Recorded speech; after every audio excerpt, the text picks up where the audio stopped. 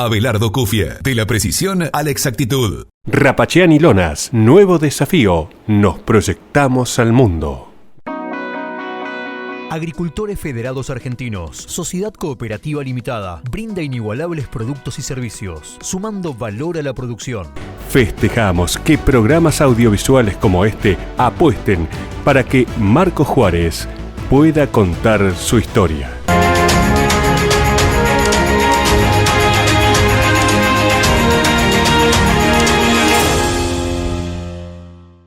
En 1853 se inicia el uso del gas en la Argentina y se utilizaba para el alumbrado público de las calles cercanas a Plaza de Mayo, y hasta entonces este combustible provenía del carbón que se importaba desde el Reino Unido. Y esta experiencia se extendió años después a distintas ciudades del país. Pero la llegada de la electricidad y el inicio de la Primera Guerra Mundial, que generó interrupciones en la provisión de carbón importado, hicieron que las compañías comenzaran a encauzar el comercio del gas y lo destinaron a la cocción de alimentos, y así comenzó la distribución domiciliaria. En 1945, durante el gobierno de Perón, se nacionalizaron los servicios de distribución de gas y se inició una fuerte obra pública para la expansión del servicio a todo el país a través de gas del Estado, y para la época, Argentina se ubicaba entre los primeros países a nivel mundial en acceder al consumo masivo de gas. Y en Marcos Juárez, desde mediados del siglo XX, la presencia del gas envasado en garrafas era de uso corriente en los hogares de la ciudad. Y a principios de la década del 1960 se instaló la única y primera planta envasadora. Al principio se llamó Marcos Juárez Gas y luego Algas. Y hoy Marcos Juárez cuenta su historia. Bienvenidos. La planta de gas, yo lo que recuerdo, que contaba mi papá, en esa época empezaba esto del gas en garrafa y demás, y a mi papá se le ocurrió la idea de la planta. Entonces, bueno, tenía un amigo muy íntimo, muy amigo, como hermanos eran, el Cio Rosso. Entonces le propone abrir una planta de gas. Bueno, eso significaba una cierta cantidad de dinero. El Cio Rosso le da una parte porque no podía poner todo el dinero, y mi papá la verdad que no tenía. Y a mi abuelo materno, José Dagna, le interesó la idea y dijo: yo pongo la parte, me asocio a la empresa. Y con ellos pudieron establecer la planta de gas, que en su momento, por allá por el 61, 62, se llamó Marcos Juárez Gas, y después lo compró Algas, que era una empresa privada de Buenos Aires. Yo entro ahí a trabajar en el 65, en noviembre del 65. Ya era una empresa que, digamos, repartía ya en la zona. Estaba en ese entonces el de gerente, el Tito Pandolfi. Mi marido era balancero, él era capataz, así que estaban los cuatro ahí. Y después salían a repartir por el pueblo, salían por pueblos acá cerca, Inriville, Saladillo, hasta Belville sabían ir. Se vendía mucho, como no había otro gas, no había gas natural, entonces lo que caminaba era el gas en garrafa. Lleno de gente que entraban en bicicleta, en moto, en auto, camioncito, y ellos que repartían también. Recuerdo muy bien cuando estaba el tanque, el famoso tanque, y cuando Algas compra, de haber ido con mi mamá y mi hermana a la planta, y mi papá subió en el tanque escribiendo, porque tenía mucho pulso, era muy prolijo, escribiendo las letras de Algas, pintándole al tanque las letras de Algas, que yo creo que duraron hasta que se vendió la planta, me parece. En esa época, el uso del gas envasado mayormente se disponía para la cocción de alimentos y calentadores de agua, ya que para calefaccionar un hogar con este combustible era muy caro. Y la duración de cada garrafa que se utilizaba en los hogares dependía mucho del uso que se le diera y para qué se la utilizaba. Y recuerdo que en los duros inviernos, de mucho frío, mi papá decía: ¡qué suerte! Vamos a vender mucho gas este invierno. Porque claro, era la época que más se vendía, ¿no es cierto? Recuerdo las cocinas sí se usaban. Las estufas, que se ponía dentro la garrafa de 10 kilos, y yo no recuerdo si había muchos calefones también que se usaban, porque en una época se usaban eléctricos y después empezaron a utilizar los calefones a gas. Y vos tenías, por ejemplo, la garrafa de 15 kilos te tiraba casi el mes. Depende cómo lo uses, porque mucho es el uso, ¿no es cierto? Es decir, que vos lo prendés cuando lo necesitas, pues lo apagás, ¿no es cierto? Y la de 10 kilos no, la de 10 kilos más o menos en 12 días, cuando mucho, 14 te podía llegar, pero no más de eso. Que las garrafas de 15, si vos las cuidabas, te duraban 20 días, 25, y las de 10 depende, porque si usábamos estufa eran 8 días, 10 a lo sumo. Y después mi marido había puesto esos garrafones de 35 o 30. Y bueno, esos duraban un poco más. Se venía, por ejemplo, para cocinar era todo con garrafa. Aquel que tenía cocina leña por ahí. Pero si no, todo con garrafa. Entonces, fundamentalmente el consumo era en cocina. Después se fue incrementando con la calefacción, pero como no era barato, tenía su costo, entonces la calefacción la restringían un poco. La gente se quejaba, pero bueno, era un producto necesario, era primordial. Abelardo Cufia, agricultura de precisión, responsabilidad, calidad, creatividad, experiencia, porque lo que hacemos, lo hacemos con pasión. Abelardo Cufia, de la precisión a la exactitud. Rapachiani Lonas, tanques bolsa, tanques australianos desmontables, comederos para feedlots, fundas para fardos, celdas australianas, lonas para transporte y maquinaria agrícola. www.rapachiani.com. Nuevo desafío, nos proyectamos al mundo.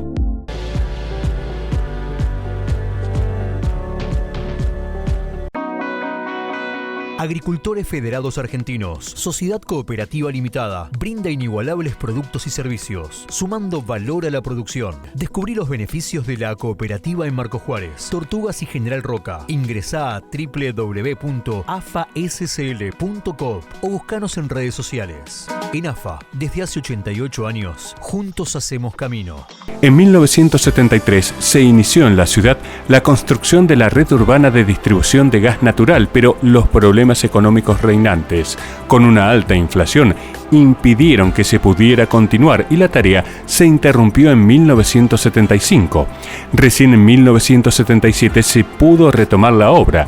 En 1983 se llamó a licitación para continuar la extensión de la red de gas natural. No obstante, Algas continuaba proveyendo de gas envasado en su planta del barrio sur a los vecinos que todavía utilizaban las garrafas, aunque la venta comenzó a caer. Un golpe fuerte, fue muy fuerte porque claro, si bien era un avance, lo cual estaba perfecto, pero claro, habían bajado, todos los que hacían la conexión de gas dejaban de ser clientes. Entonces ahí es donde tuvieron que empezar a buscar, salir a buscar otras ciudades para vender y más o menos mantener el nivel de venta, porque la planta exigía un nivel de venta. Porque se entraba a notar ya la falta de venta, lógica. El consumo, sobre todo la parte céntrica, era ya con la cañería de gas natural, entonces no se consumía el gas licuado. Pero bueno, los pueblos alrededor no, eso todavía consumían y había que llevarle y venderle gas a todos, ¿no es cierto? Y bueno, como todos, el progreso va viniendo y lo que es viejo se va deteriorando. La planta envasadora de gas de Marcos Juárez, según la empresa Algas, era la sucursal más chica del país y un buen día su gerente Tito Pandolfi pasó de la sucursal más chica a conducir la planta más grande de Algas. Yo recuerdo que mi papá siempre nos decía que la planta de acá era la más chiquita del país. La planta más chiquita del país estaba acá en Marcos Juárez. Y a raíz de que la planta tenía muy buenas ventas, que mi papá la llevaba bien, manejaba bien, la gente de Algas, que bueno, después terminaron siendo como una familia todos, ¿no? De amistad, de estar. Siempre le decía, Pandolfi, ¿cuándo vas a venir a trabajar a Buenos Aires? No, mis hijas son muy chicas, mi señora da clase en la escuela, yo no me puedo mover de Marcos Juárez, y aparte él tenía su familia acá, su papá, su hermana, su sobrino, sus papás, su hermana, bueno, toda la familia de mi mamá. Y un día, en el año 73, la gente esta, que ya era muy amiga nuestra, le dijo, bueno, Tito, tus hijas ya son grandes. O sea que de esta planta te vas a venir a la de Buenos Aires.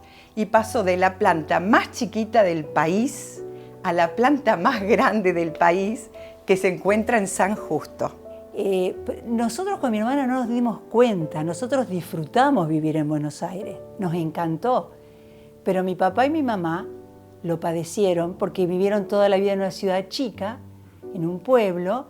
Ir a la ciudad grande, no te haces de muchos amigos, extrañas muchos a tus amigos, extrañas a tu familia, y creo que lo que más lo llevó a mi papá a volverse fue que mi abuelo, su papá, Pedro Pandolfi, su mamá, Filomena, estaban muy, muy tristes porque mi papá estaba lejos. Y bueno, y un día, así como un día tomó la decisión de ir y probar, y la verdad que le fue bien porque fue exitoso, a pesar de que allá lo asaltaron y demás, vivió situaciones difíciles.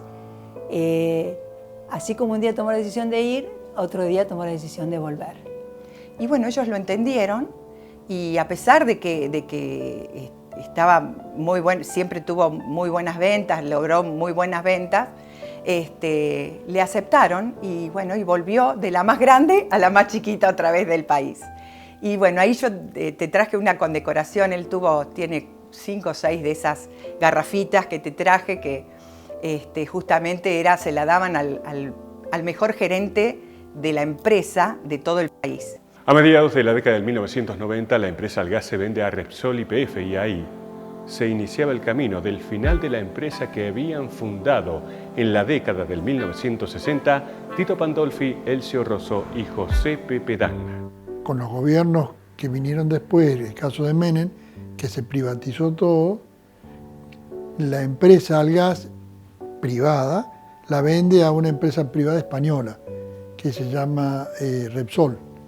Y Repsol eran otras ideas, otro consumo, era centralizar todo. Entonces, ¿qué hizo Repsol con un par de años, 2 o 3 años que tuvo? Centralizó en Buenos Aires, Rosario, Mendoza y Córdoba. El resto, todas las plantas del interior las cerró todas. Y realmente mi papá estuvo muy dolido porque ¿qué hacía la empresa extranjera? A Repsol mi papá no le servía, porque era ya una persona grande. Y venían con la nueva tecnología y obviamente buscaban la forma de empujarlo, no solamente a mi papá, a Alberto, mi primo, Alberto Oliva, que trabajaba con él, o sea, buscaron la forma de ir corriéndolos. Obviamente, como explicó Alberto, después se convirtió en un depósito y después la terminaron cerrando. Pero esa fue una gran decepción para mi papá. Y bueno, y él se quedó hasta que se pudo jubilar y después se terminó cerrando. Repsol despidió a los empleados y se terminó cerrando. Primero, cuando cerró la planta, la municipalidad compró esos terrenos. Después, mi marido también trabajó ahí de sereno varios años. Después la municipalidad vendió y fueron loteando los sitios, así que está todo lleno de casas. Por la Mendoza, por la Paraguay y por el Callejón 3 de Febrero. Está todo con casas. En la actualidad, casi la totalidad de la zona urbana de la ciudad cuenta con la red de gas natural y hay en ejecución obras de ampliación para los nuevos barrios que se están construyendo. Sin embargo, la presencia de una empresa como Algás fue muy importante en su momento. Y significaba mucho en el sentido de que ellos lo tenías al pie, y en el momento de invierno, cuando vos no tenías prácticamente quien te trajera de afuera, porque todo eso marchó de día mientras estuvo la planta. ¿Por qué? Porque se envasaba y los clientes de ahí venían a buscar y salían en el día, siempre se llevaban. Y para nosotros bien, porque, o sea, era lo que había, ¿viste? Pero bien, bien. Mi marido le quedaba enfrente el trabajo, él le encantaba estar ahí. Para Marcos Juárez fue una de las empresas, diríamos, fundamentales, prioritarias. Algás en Marcos Juárez fue muy importante porque muy considerada por todo el mundo, porque era necesario. Era lo más importante porque la gente, gracias a que estaba la planta acá, como decía Cristina o Rodolfo, cuando necesitaban gas, llamaban por teléfono, 425-540 era el número de teléfono. Cuando necesitaban, llamaban y Tito, necesito una garrafa porque se me está quedando sin la garrafa de la cocina, y los muchachos cargaban, iban con el rastrojero y llevaban, ¿viste? Abastecían a la gente. No, fue muy importante para la ciudad Algás. Fue única en Marcos Juárez.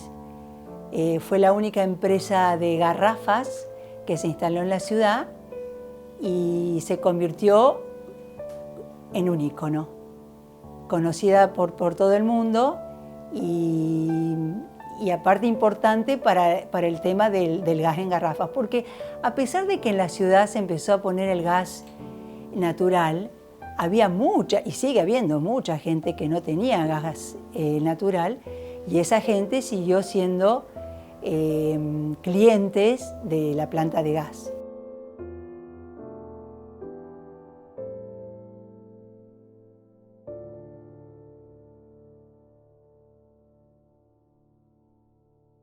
Acompañamos la importante tarea de reconocer y apreciar los acontecimientos y personalidades de la ciudad y su aporte a preservar la identidad de una sociedad para construir un presente y un futuro mejor.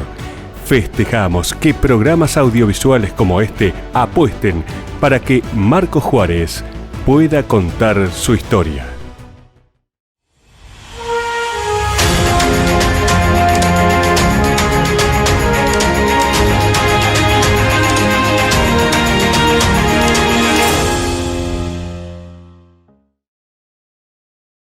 Abelardo Cufia, agricultura de precisión, responsabilidad, calidad, creatividad, experiencia, porque lo que hacemos, lo hacemos con pasión. Abelardo Cufia, de la precisión a la exactitud. El 18 de noviembre de 1936 se fundó en Buenos Aires el Fotoclub Argentino.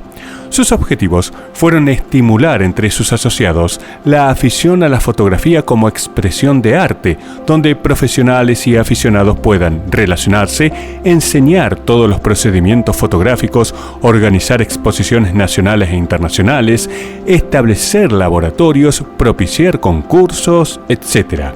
En el acta fundacional se mencionó que en Gran Bretaña existían hasta esa fecha 3.000 grupos de aficionados a la fotografía y en la Argentina ninguno, y confiaron que con la apertura de esta institución irían creándose otras en el interior del país.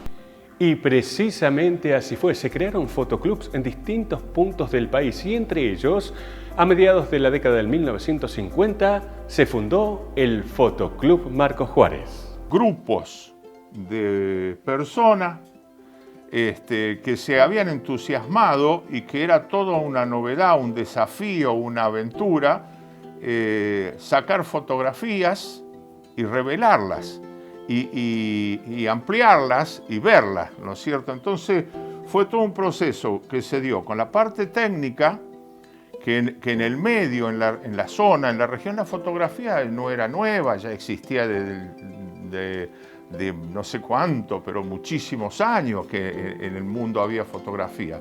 ¿Qué faltaban? Los medios, los elementos para que eso llegara y fuera, no masivo, pero mucho más viable de conseguir los productos químicos para revelar el negativo.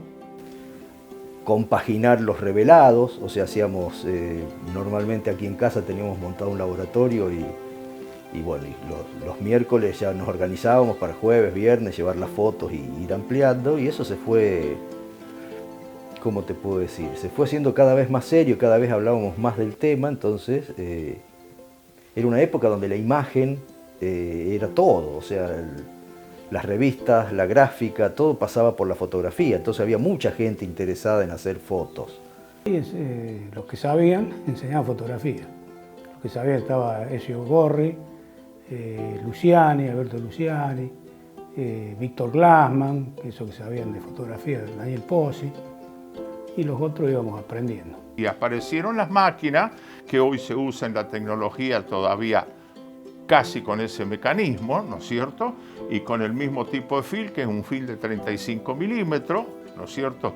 Era todo blanco y negro, lo que existía, no existía el color, pero bueno, un grupo de entusiastas de acá, en su mayoría hombres de 40 a 50 años, se empezaron a reunir y empezaron a decir, che, vamos a sacar fotos, empezó a ver, ¿cómo te puedo decir? Como una moda en muchas de las personas que decían, qué lindo desafío, que vamos a hacer esto, que vamos a sacar.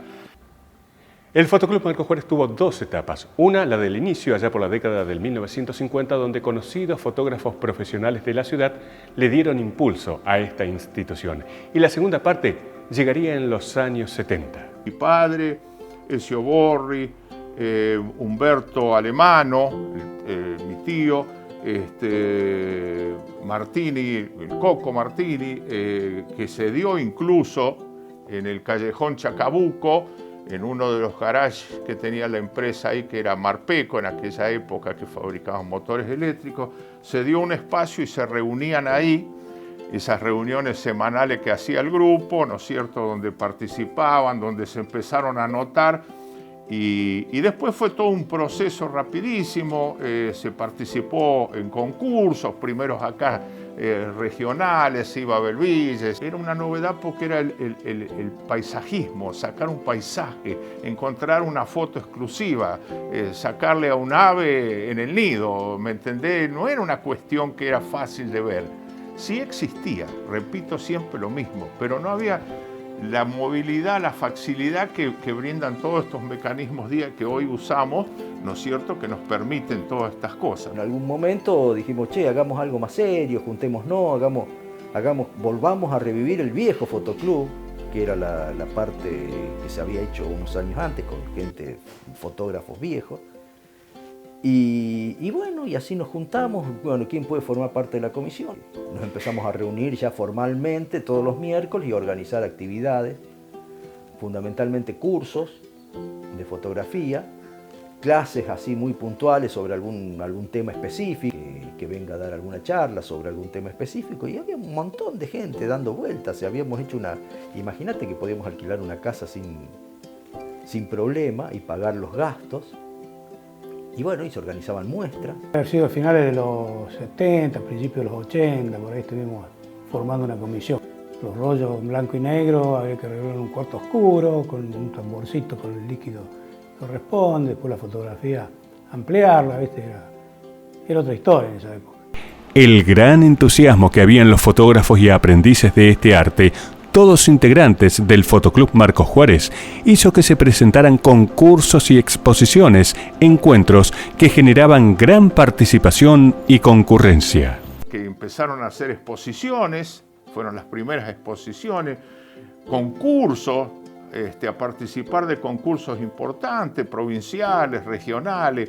Y bueno, se armó un grupo importante, había mucha gente que se adhirió. El primer laboratorio lo debo haber armado a los 13 años, o sea, con una vieja cámara. Y, por ejemplo, en ese momento el tema de la imagen era importante, o sea, era una cosa que impactaba, ¿viste? Todo pasaba por el relato, todos los relatos que pasaba por la imagen. Entonces, bueno, mirábamos fotos, mirábamos libros. Había venido Raota a Marcos Juárez, no sé si ustedes... Raota fue un fotógrafo, un famoso fotógrafo argentino. Hizo una muestra en el Club Argentino y ahí, bueno, ahí se juntó mucha gente. Dijimos, che, hagamos algo. También fue parte importante. Pero hubo una época en que exclusivamente para grabar, para tener un recuerdo y para algo, era la fotografía. En todo ese periodo se armó y se creó, como en Marcos Juárez, en cientos de lugares del país, grupos de personas entusiastas que hicieron un fotoclub, como se lo llamaba en aquella época. Pero como suele suceder, los avances tecnológicos, los cambios de gustos y costumbres de la población, Los vaivenes periódicos de la economía argentina y su consecuente inflación y su impacto sobre el precio de los productos hicieron que esta institución, que fue una de las grandes que tuvo la ciudad, también encontrara su final. Pero debe haber estado hasta casi el 85, 86 más o menos. La gente va cambiando a otras rutinas, pienso, no sé. Por ahí se hizo costoso también ampliar la fotografía, porque bueno, se necesitaba papel, que todo, ¿viste? En un momento de inflación, y tenemos acostumbrado, y se fueron los costos. Supongo que es por una cuestión de cansancio, ¿viste? Como todas las cosas, tiene su... Cuando ya se agotan mucho los temas, ¿viste? Ya no hay mucho, no se agregó gente nueva a la comisión. La comisión que mantenía, el núcleo que mantenía, no se agregó gente nueva, a lo mejor eso también influyó, ¿viste? No hubo un recambio de gente. Bueno, para mí en particular yo aprendí mucho porque yo no tenía conocimiento de revelado y ampliaciones, y ahí saqué un conocimiento. Y a la comunidad le sirvió porque, bueno, como te digo, eran muchos socios, aprendieron a hacer lo que era fotografía. Y fue una época que era importante, o sea, la gente iba a las muestras eran, mucha gente se juntaba cuando hacíamos una muestra de fotografía, pasaba mucha gente por la muestra. El concepto de que guardar algo en la memoria de las personas se guarda a través de un instante. Ese instante te lo da la fotografía, ¿está? ¿Por qué? Porque vos no, es único, es especial, es tic y ya está. Ese instante queda grabado, ¿no es cierto? De no tener a empezar a tener y de poder hacer la voz como persona, te podés imaginar cuánto entusiastas había y cuánta gente se prendió. Es muy importante todo lo que dejó, ¿no es cierto?, como cambio, como revolución social en el medio, ¿no es cierto?, los comercios, los concursos, los desfiles, los bailes. Fue toda una revolución en cuanto a la memoria de dejar grabado un instante. Ese sería lo que es la fotografía, ¿no es cierto?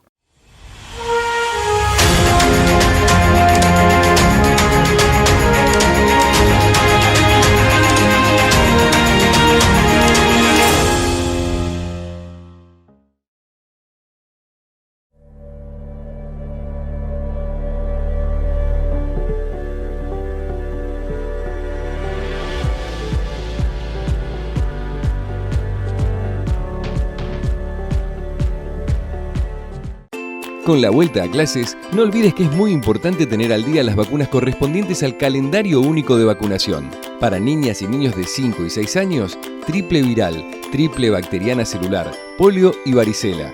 Son gratuitas y se aplican sin pedido médico. Te esperamos en nuestros centros periféricos de salud municipales para revisar tu carnet y completar el calendario de vacunación. En Barrio Sur, General Paz y Quintana, de 7 a 13 horas. En Barrio Sabatini, Rawson y Saavedra, de 7 a 17. Y en Villa Argentina, Hernández 1746, de 7 a 17 horas. Las vacunas nos protegen a todos. Secretaría de Salud Pública, Municipalidad de Marcos Juárez. Casi desde los orígenes de la por entonces Posta Espinillo, un sector de la población se radicó en la zona norte y siempre tuvo un crecimiento importante en cuanto a la cantidad de habitantes. A finales de la década del 1890 ya vivían allí más de 100 niños y la gran distancia que existía entre sus hogares y la única escuela que había en la ciudad, la Escuela Rivadavia, generó en el intendente de entonces, don Pedro Lino Funes, la inquietud de crear un nuevo establecimiento educativo y el 28 de abril de 1900 se fundó la Escuela Municipal, o más conocida como Escuela Alberdi. Otro de los grandes acontecimientos que se vivieron en la ciudad. Por eso, la semana que viene, Marcos Juárez les va a contar su historia. Gracias por la compañía. Hasta entonces.